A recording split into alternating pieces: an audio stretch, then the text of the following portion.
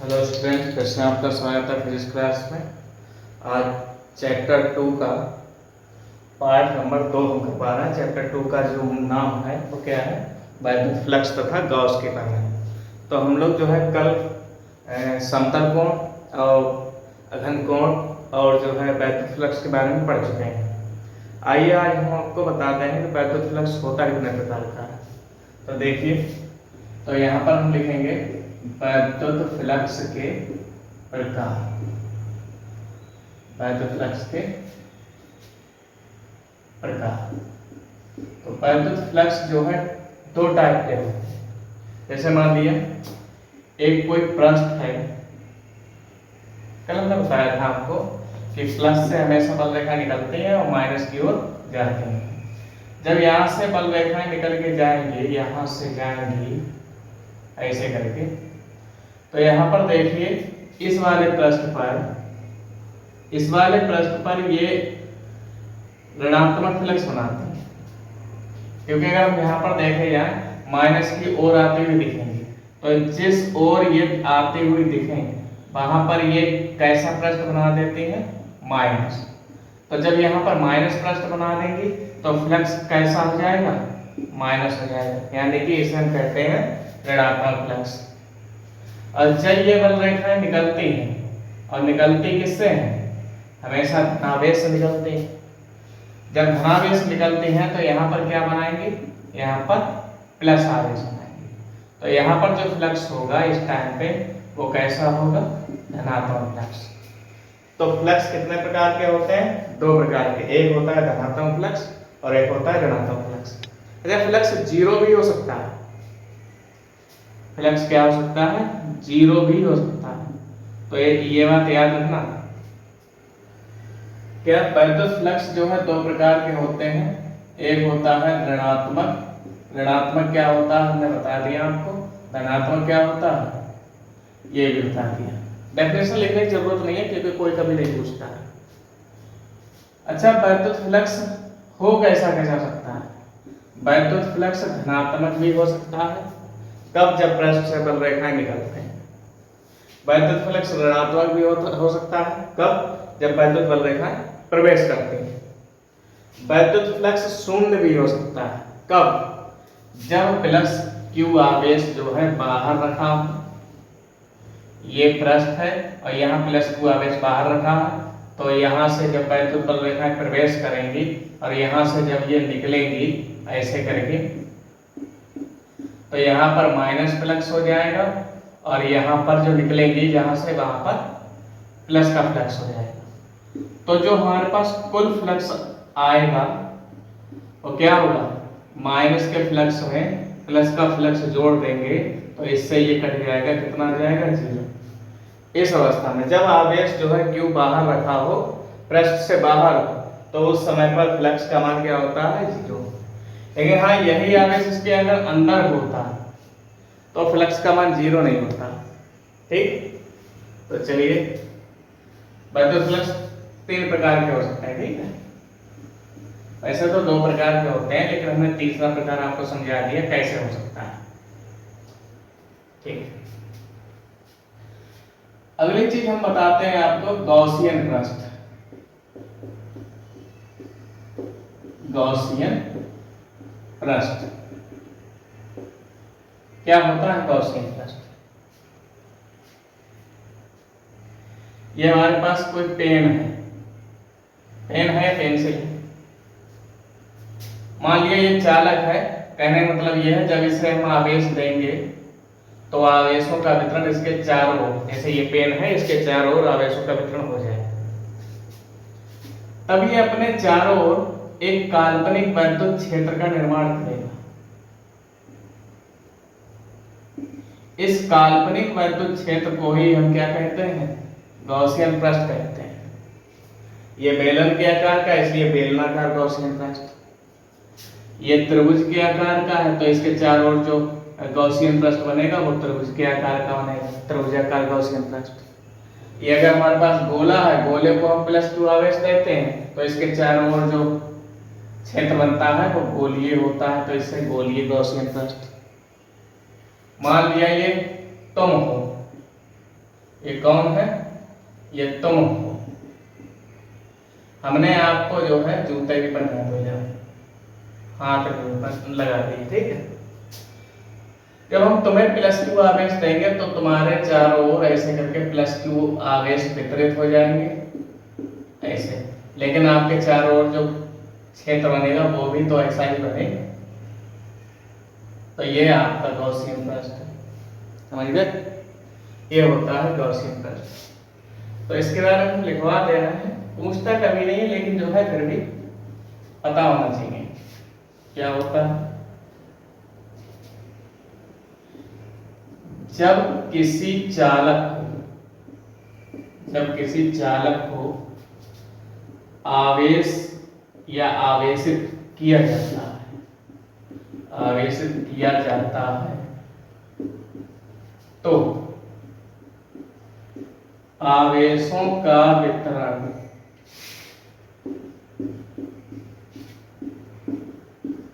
उसकी संपूर्ण आकृति के आधार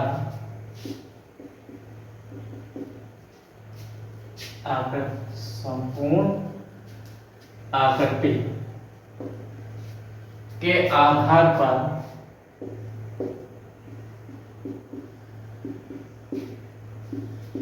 एक समान रूप से वितरित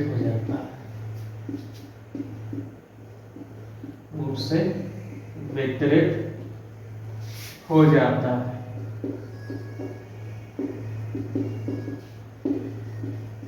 जिसके कारण उसी आकार का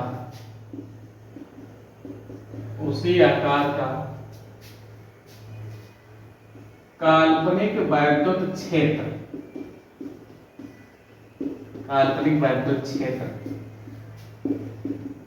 का निर्माण होता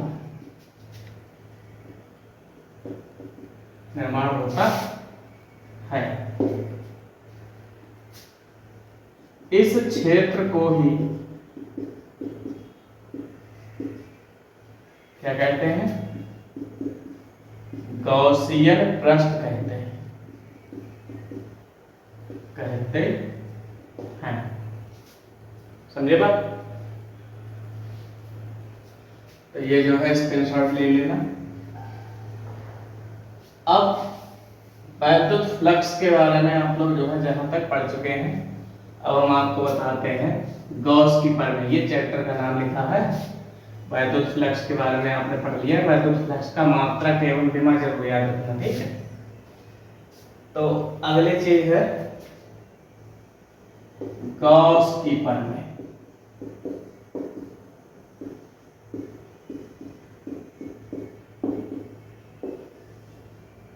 गॉस की प्रमेय क्या होती है?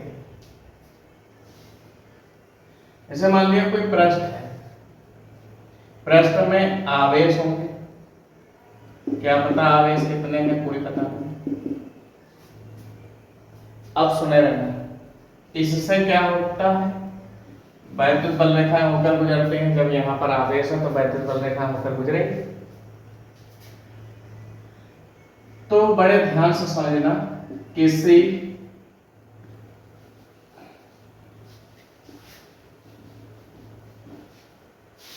जैसे हमारे हाथ की तरफ देखना, किसी पृष्ठ से बद्ध कुल आवेश क्या होता है? किसी पृष्ठ से बद्ध कुल आवेश होता है क्यू होता है, ठीक।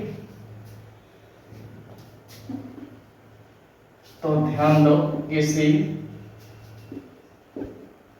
पृष्ठ से होकर गुजरने वाला कुल वैद्युत फ्लक्स, उस पृष्ठ से बद्ध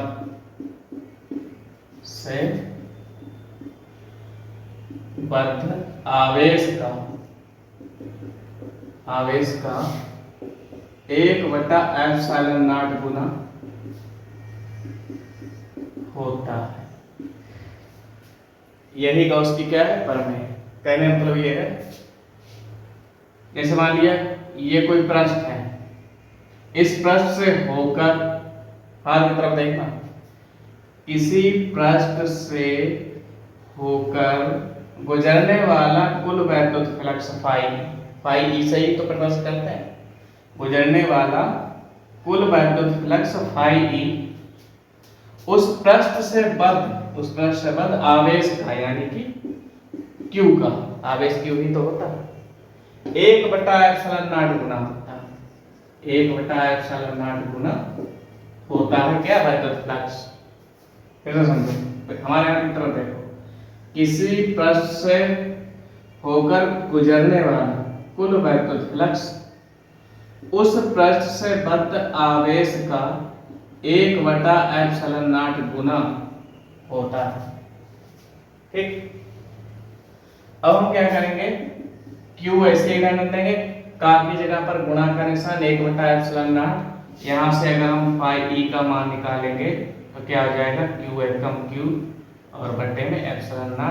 यही क्या है, यही गॉस की प्रमेय है।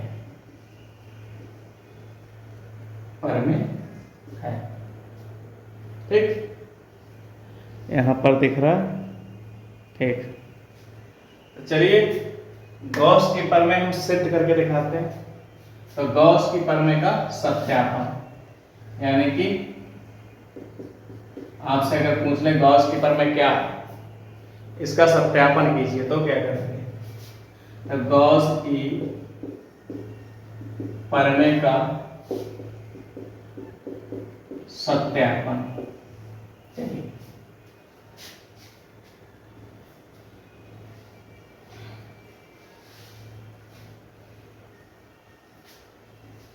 अब ध्यान से समझेंगे, कुछ नहीं है इसमें।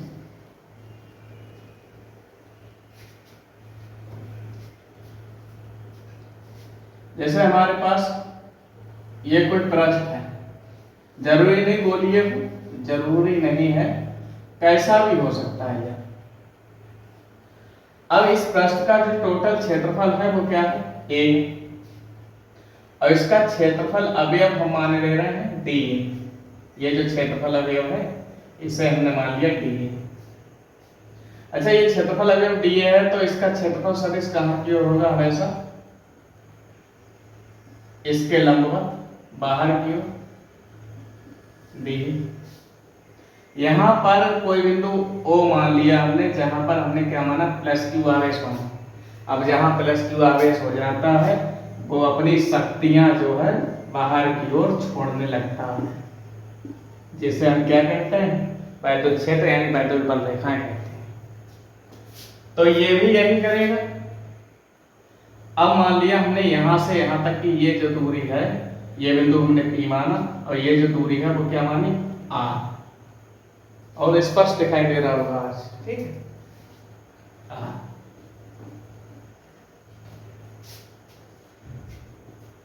यहां से वैद्युत बल रेखाएं होकर गुजर रही है, ये ऐसे गुजर रही है, ये ऐसे गुजर रही है, ये ऐसे गुजर रही है, ठीक।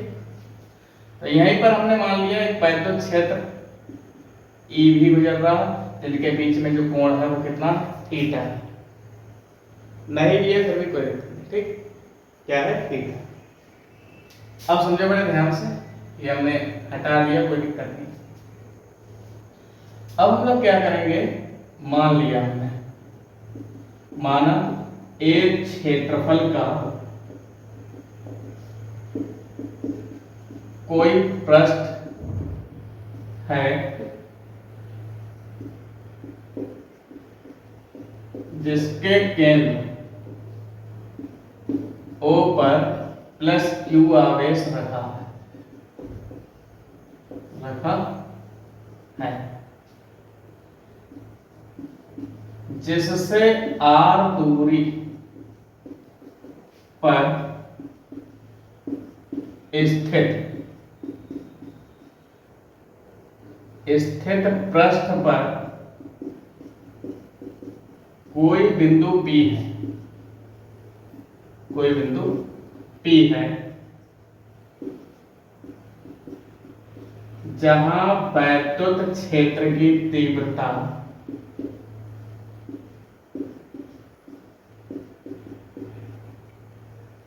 ई है, ठीक, ये ई भी। अब हम क्या करेंगे नई लाइन से, क्षेत्रफल अवयव डीए से होकर गुजरने वाला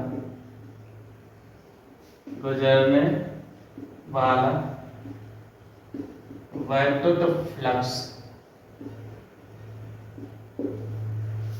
अच्छा, क्षेत्रफल अवयव डीए अगर पूरे ए से गुजरता होता तो हम फाई मानते हैं, फाई ई मानते हैं, जिसका मान क्या होता है ए इंटू ए। लेकिन हमारे पास क्या है डीए है, तो डीए के लिए क्या हो जाएगा d phi E. D phi E बराबर क्या हो जाएगा, वैद्युत क्षेत्र थोड़ी बदल पाएगा। अच्छा ये बताओ, पूरा क्षेत्र ए है, इसमें करंट छोड़े इसमें जीव लगा, फिर थोड़ा सा क्षेत्र ये है डीए, अब इसमें आप अपनी जीव लगाओ, तब का करंट क्या दोनों एक समान करंट नहीं लगेंगे, समझे? तो ऐसे ही इसमें है, तो क्षेत्र जो है वैद्युत क्षेत्र वो नहीं बदलेगा, लेकिन क्षेत्रफल अवयव डीए बदल जाएगा। करंट उतना ही लगना है, चाहे ए हो और चाहे डीए, करंट आपको बराबर लगेगा, करके मत देखना ये।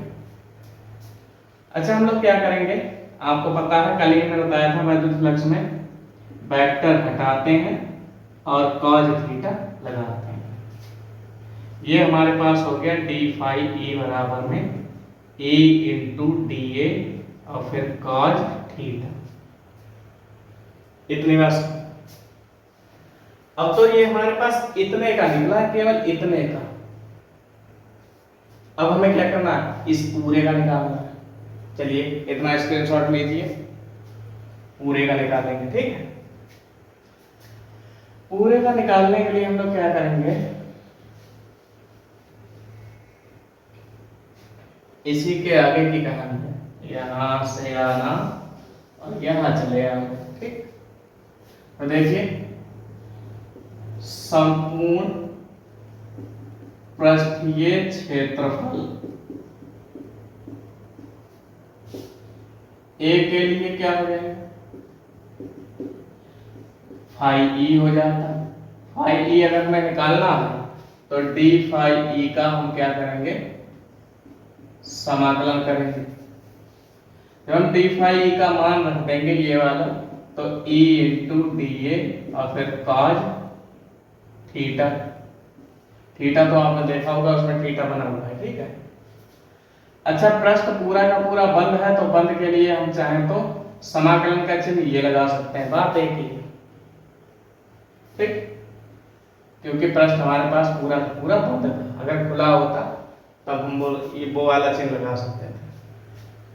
अच्छा जिसके साथ डी नहीं है उसको बाहर कर दो, यानी ई को हमने बाहर कर दिया, cos थीटा ऐसे ही लगाया। अब मैं ये बताओ, याद हो शायद आप लोगों को, क्या याद, आप लोगों को कुछ नहीं याद, क्योंकि आपने कभी घर पे किताबें उठा के नहीं देखी।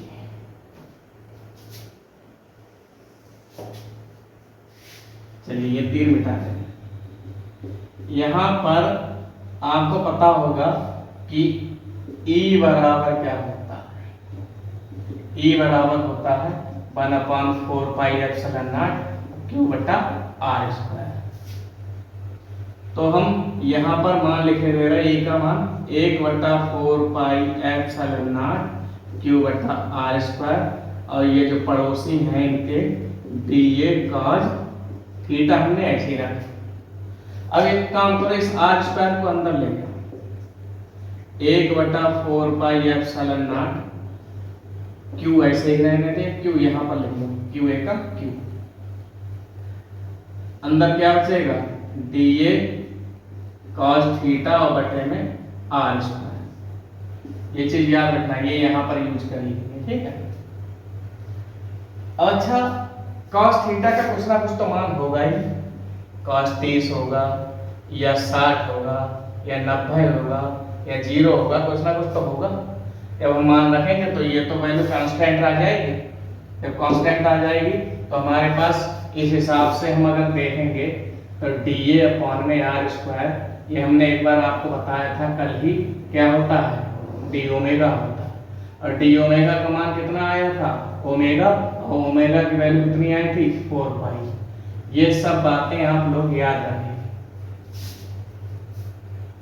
अब हम क्या करेंगे, इस पूरे का मान जो हमारे पास cos थीटा लगा है, चाहो तो लगा दो, नहीं तो आप लोग बुरा मान जाए।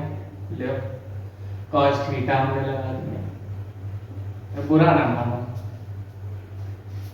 तो यहाँ पर अगर हमारे पास फाई ई बराबर देखेंगे तो क्या आएगा, Q/4 पाई एप्सिलॉन नॉट, और इस पूरे का मान कितना आ गया, 4 पाई। 4 पाई से 4 पाई कैंसिल हो गए, यहाँ फाई ई बराबर Q बटा एप्सिलॉन नॉट। गौर से देखो, क्या यही गॉस की प्रमेय है?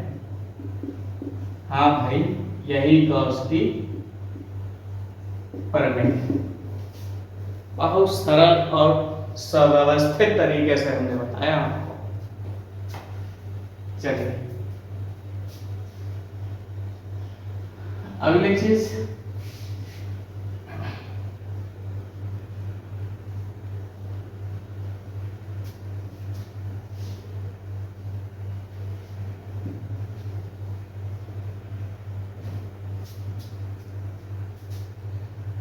बहुत ज्यादा इंपॉर्टेंट, गॉस की प्रमेय के अनुप्रयोग।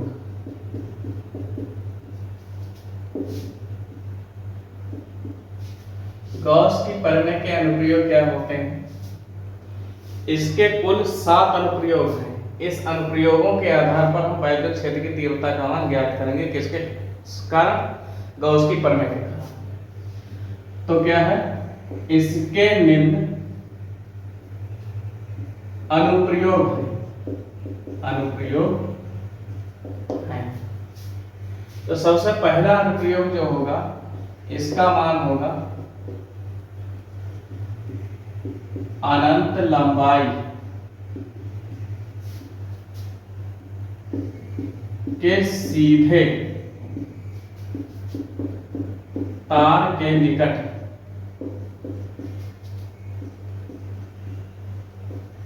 वैद्युत क्षेत्र की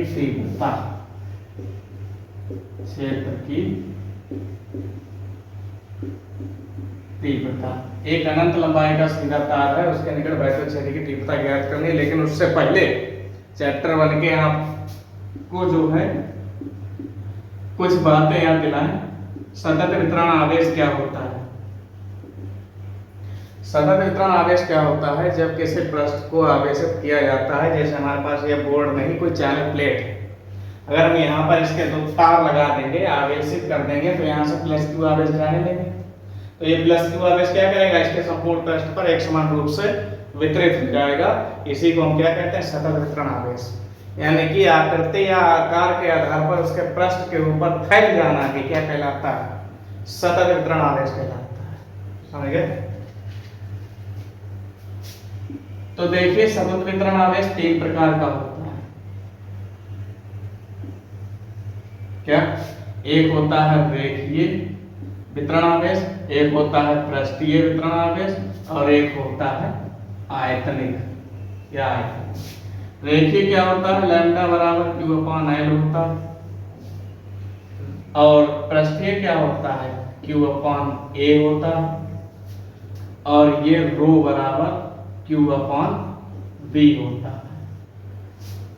रेखीय मतलब केवल लंबाई के सापेक्ष यानी n। पृष्ठीय मतलब लंबाई और चौड़ाई दोनों के सापेक्ष, यानी लंबाई गुणा चौड़ाई जिसमें मिल जाए वो क्षेत्रफल। आयतनिक क्या होता है, लंबाई, चौड़ाई और ऊंचाई तीनों के सापेक्ष, लंबाई, चौड़ाई और ऊंचाई तीनों के सापेक्ष। जैसे ये कमरा हो गया, कमरा हमारा लंबाई भी है, इसकी चौड़ाई भी है और ऊंचाई भी है, ठीक। तो ये हो गया हमारे पास। अब अच्छा, हमारे पास क्या है, एक तार है, अनंत लंबाई का सीधा लंबा तार, ये हेडिंग पड़ी है उसी में जो है लिखा है अनंत लंबाई का, इसकी लंबाई में पता नहीं। अच्छा, जब हम इसे +q आवेश देंगे तो ये आवेशों का वितरण रेखीय करेगा, पृष्ठीय करेगा या आयतनिक करेगा? एक बात और याद रखना, इस तार की लंबाई मान लिया लंबाई है, चौड़ाई नहीं है, तो इसमें कौन सा वितरण आवेश हो जाएगा? रेखीय वितरण आवेश। समझ गए? ये याद रखना, लंबाई और चौड़ाई दोनों होती तो पृष्ठीय और ऊंचाई भी होती तो आयतनिक। चलिए, अब जब इसे हम +q आवेश देंगे तो इसके चारों ओर बेलनाकार गॉसियन पृष्ठ बन जाएगा। जब बेलनाकार गॉसियन पृष्ठ बनेगा तो मान लिया L लंबाई का एक बेलनाकार गॉसियन पृष्ठ बन रहा है,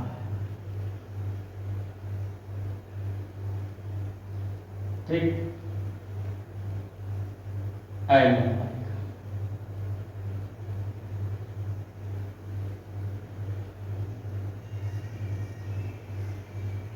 थोड़ा चित्र जो है टेढ़ा हो गया, बर्दाश्त करो आप लोग, अगर आप हमें देख रहे हैं।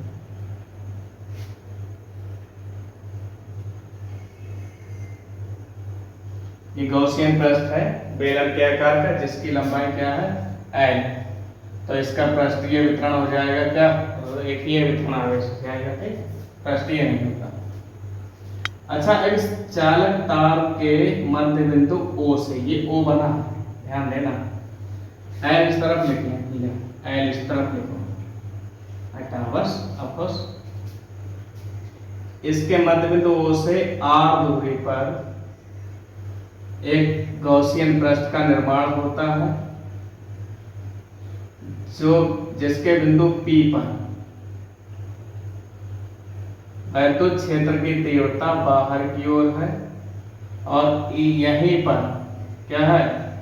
क्षेत्रफल अवयव dA। ये हमारा हाथ नहीं, ये बेलन है, बेलन का ये सिरा है। यहाँ पर हम अगर क्षेत्रफल अवयव देखेंगे तो इसका क्षेत्रफल सदिश बाहर की ओर हो जाएगा और +q के कारण बाहर की ओर वैद्युत क्षेत्र जाता है, तो वैद्युत क्षेत्र हम यहाँ पर बना लेंगे। ये हम बना दे रहे हैं क्षेत्रफल अवयव dA और वैद्युत क्षेत्र यहीं पर बना दे रहे हैं, इसका मान होगा केवल वेक्टर E। अब अच्छा, यहाँ पर भी +q के कारण वैद्युत क्षेत्र तो इधर की ओर होगा, चलिए ठीक है, वैद्युत क्षेत्र यहाँ पर भी +q के कारण वैद्युत क्षेत्र की दिशा किधर की ओर होगी? इधर की ओर होगी। लेकिन अगर ये पृष्ठ है बेलन का, ये ऊपर वाला पृष्ठ है, तो क्षेत्रफल सदिश की दिशा ऊपर की ओर dA। ये पृष्ठ अब की ऐसा है नीचे की ओर, तो ये हो गया क्या? dA। इस समय पर इनके बीच में जो एंगल बन रहा है वो 90 डिग्री एंगल, यहाँ पर भी जो एंगल बन रहा है वो 90 डिग्री एंगल बन रहा है। लेकिन हमें ये बताओ यहाँ पर E और dA के बीच कितना एंगल बन रहा है? याद रखना, इस वाले तीर के और इस वाले तीर के बीच एंगल क्या बन रहा है? इस समय पर 0 ही बन रहा है। लेकिन अगर दूसरा वाला तीर ऐसे हो जाता तो कितना बन जाता? 90। ऐसे हो जाता तो 180, ऐसे हो जाता 270, फिर ऐसे हो जाता फिर 360। समझ गए? तो ये हमारे पास फाइनल चित्र बना है, साफ दिख रहा होगा, बहुत बढ़िया दिख रहा है, इतना बढ़िया आज तक दिखाई नहीं। चलिए, कुछ बच्चे कहते हैं ऑफलाइन, हमसे कहते हैं कि साफ साफ नहीं दिखाई देता। ये बिंदु x मान लो, ये बिंदु y मान लो, तो ये बिंदु हमने क्या मान लिया? P। अब सुनो, फिर से हम क्या करेंगे? माना L लंबाई का एक सीधा तार है, माना L लंबाई का, L लंबाई का नहीं, अनंत लंबाई का, क्योंकि हेडिंग में पड़ी होगी ये अनंत लंबाई, ठीक है। माना अनंत लंबाई के सीधे तार को प्लस क्यू आवेश देने पर इसका रेखीय वितरण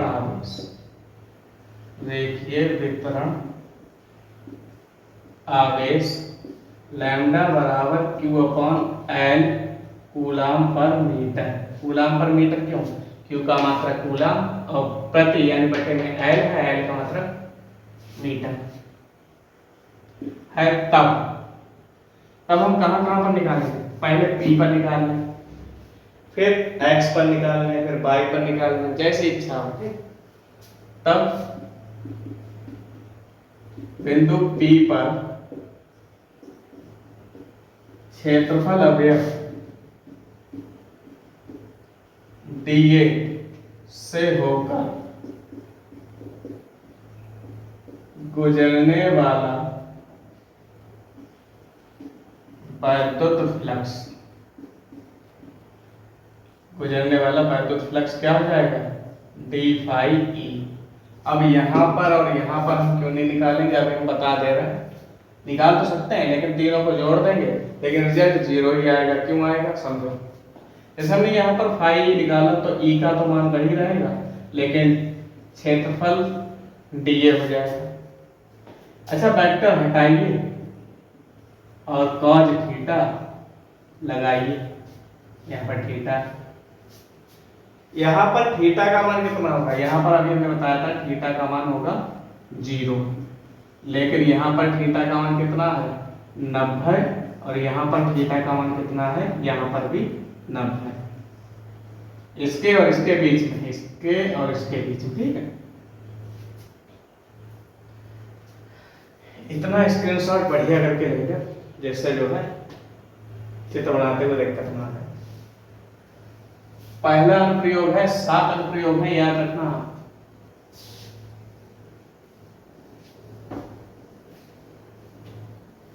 ये चीज भी याद रखना।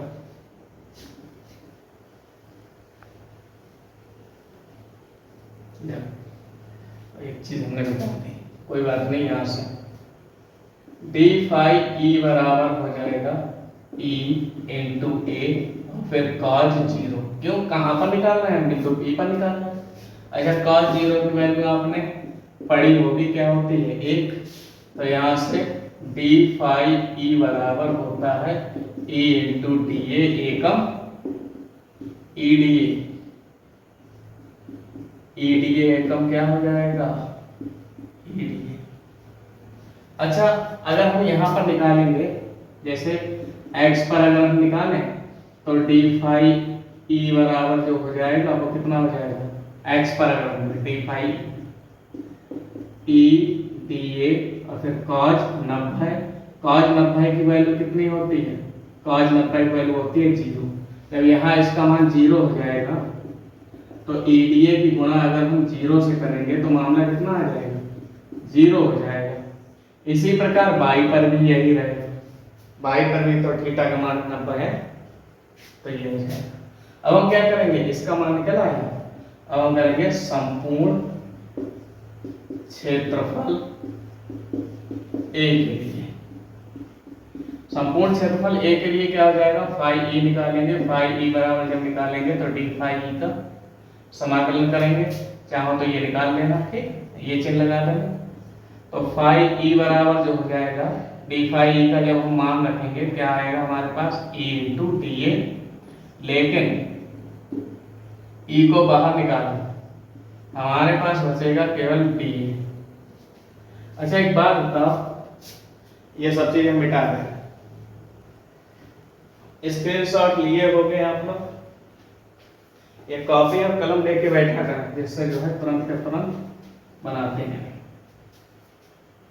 अच्छा, जिस प्रकार आपने पढ़ा होगा dx का समाकलन केवल x होता है, तो क्या dA का समाकलन केवल a नहीं हो सकता? बोलो भाई, बिल्कुल हो सकता है। a into A. ओके, आप समझेंगे। ये तो हमने समीकरण 1 मान ली। अब हम यहां पर क्या समझेंगे? इसके बाद यहां पर देखना, ठीक है। यहाँ पर इतनी चीज। परंतु गॉस की प्रमेय से, गॉस की प्रमेय से, गॉस की प्रमेय क्या कहती है, फाई ई बराबर क्यू अपॉन एप्सिलॉन नॉट, लेकिन अभी हमने पढ़ा है लैम्डा बराबर क्यू अपॉन एल होता है, तो इसलिए क्यू बराबर लैम्डा इंटू एल हो जाएगा। तब फाई ई बराबर क्या हो जाएगा, इसकी जगह पर लैम्डा इंटू एल अपॉन में एप्सिलॉन नॉट, समीकरण 2। अच्छा ये भी फाई ई है, ये भी फाई ई है, दोनों भाइयों को लड़वा दो आमने सामने, इनकी लड़ाई करा दो, आग लगा दो इनके बीच में। तो ले तुमने लड़ाई करा दी, क्या हो गया, समीकरण 1 व 2 की लड़ाई करने से। तो समीकरण 1 का मान क्या है हमारे पास, e इंटू ए, और इसका मान क्या है, लैम्डा इंटू एल अपॉन में एप्सिलॉन, ठीक है। अच्छा a बराबर क्या है, a बराबर बेलन के वक्र पृष्ठ के लिए, ये क्या है, बेलन का वक्र पृष्ठ, और बेलन का वक्र पृष्ठ क्या होता है, 2 पाई आर एच। लेकिन वो जो बेलनाकार चित्र में आप लोग देखोगे, ये जो बेलनाकार लंबाई है वो हमने एल मानी थी, एच नहीं मानी थी, तो यहाँ पर क्या हो जाएगा, ये एल हो जाएगा। तो चलिए अगर हम यहाँ से E और इसकी जगह पर 2 पाई आर एल ले लें, सामने लैम्डा एल अपॉन में एप्सिलॉन नॉट कर दें, तो कोई परेशानी, ये बता, कोई परेशानी नहीं भैया, अब समझो बड़े ध्यान से। अच्छा आमने सामने है, एल से एल कैंसिल हो गए, यहाँ पर ये जो 2 पाई आर है ये इधर आ जाएगा, 1/2 पाई आर लैम्डा अपॉन में एप्सिलॉन नॉट। अगर हम यहाँ से 1/2 पाई इनकी जो है जगह बदल दो, लैम्डा अपॉन आर कर दो, या तो ये हो जाएगा, या तो आप 2 से गुणा कर दो, 2 से भाग कर दो। तो जब 2 से गुणा और 2 से भाग करोगे, 1/4 pi epsilon not into 2 lambda upon में आर, ठीक। यही हमें निकालना था अनंत लंबाई के सीधे तार के निकट विद्युत क्षेत्र की तीव्रता का व्यंजक है ये। अच्छा इसी क्रम में अगला जो है अनुप्रयोग है वो हम आपको जो है कल करवाते हैं। तो आज के लिए बस इतना ही, ज़्यादा से ज़्यादा इसे शेयर कीजिए और अपने दोस्तों को बताइए। फिजिक्स पढ़ाई जाती है बिल्कुल फ्री। ओके चलिए आज के लिए बस इतना ही, बाकी का कल होगा पार्ट 3 के रूप में। Thank you class.